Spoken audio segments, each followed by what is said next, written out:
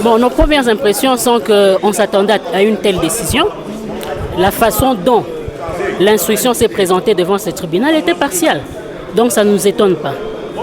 Mais heureusement, il y a le recours. Donc le juge, le point président de la Cour militaire va examiner de nouveau la cause. Mais néanmoins, qu'est-ce que vous pouvez attendre de bon quand une juridiction vous dit qu'il est au-dessus de la Constitution?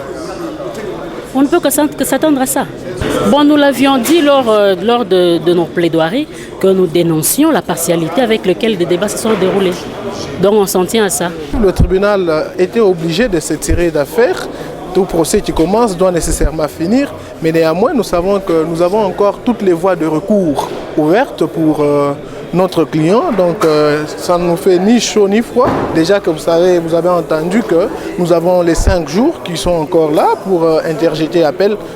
Disons que le juge a fait son travail, mais la loi donne droit à notre client d'aller en appel, étant donné que les raisons d'aller en appel sont tout à fait évidentes, et quant au niveau des faits et aussi au niveau du droit.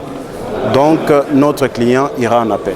La réaction, c'est d'abord une satisfaction, parce que la priorité pour les parties civiles, ce n'est pas la réparation en termes monétaires.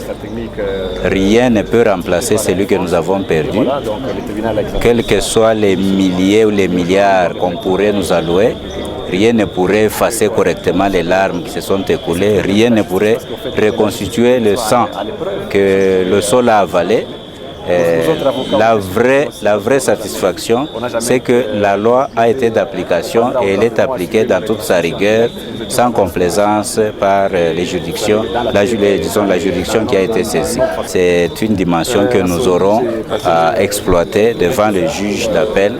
Au cas où il est saisi, nous pourrons lui demander de revoir l'applicabilité de l'article 260 alinéa 2 pour ce qui concerne la responsabilité civile des pères et mères pour les dommages commis par leurs enfants vivant avec eux indépendamment de leur